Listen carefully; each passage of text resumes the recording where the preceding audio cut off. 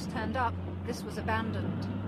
Bosnia's territorial defence has given the army until midnight tomorrow to pull out of Sarajevo, promising safe passage if they comply.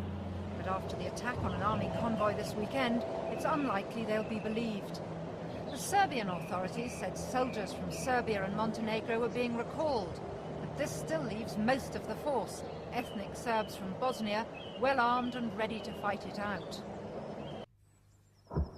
The overnight battle raged until breakfast time, taking on a new dimension. For the first time, the Federal Army admitted they'd opened fire using tanks against Muslim militia positions. The army said they'd been fired on first and were forced to retaliate.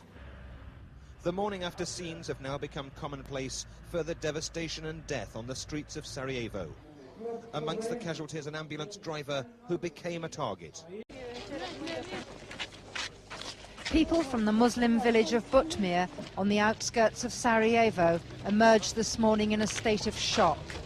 For 12 hours they'd hidden in their basements last night, sheltering from one of the heaviest battles in this war so far. Now, dazed, trudging down the road, taking only what they could carry, they went in search of safety. Many leaving behind homes in ruins, which they never thought they'd see again. Home fire! Sve, all fire, home.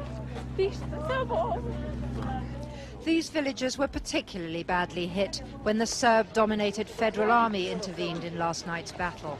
And today, for the first time, it admitted it had taken part. Shell casings lying on the road were the evidence. The army said it had only become involved after its own positions at the airport had come under fire from the direction of the village of Butmir. The grenades were landing on army tanks and armoured personnel carriers.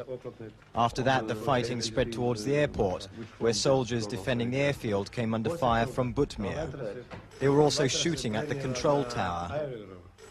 It's impossible to verify exactly what happened, but whether or not this is true, the fact that the Federal Army did get involved constitutes a serious escalation in the war.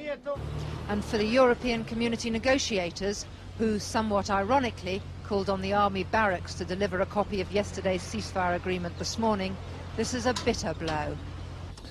Well, of course, it's not always easy to understand the mentality of people out here, and I think that they may have been interested in signing the ceasefire, but I'm not too sure that they control some of their factions. We feel that they have a certain degree of responsibility to ensure that if they enter into an agreement which they sign, they are held responsible for the actions of their people. If they cannot comply with it, then it may be an indication that these leaders no longer represent their own people. As in the war in Croatia, everyone here is regarded as a target. A paramedic travelling in this ambulance was shot dead this morning on his way to evacuate the wounded.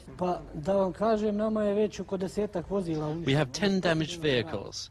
They're shooting at our ambulances, even though they're marked with the Red Cross. Everyone knows what we're doing. They know we will help anyone, regardless of who they are. Hospitals are now protected by gunmen. Here at Sarajevo's largest hospital, they are Muslims from the territorial defence. Everyone entering is checked to make sure they're not bringing in guns.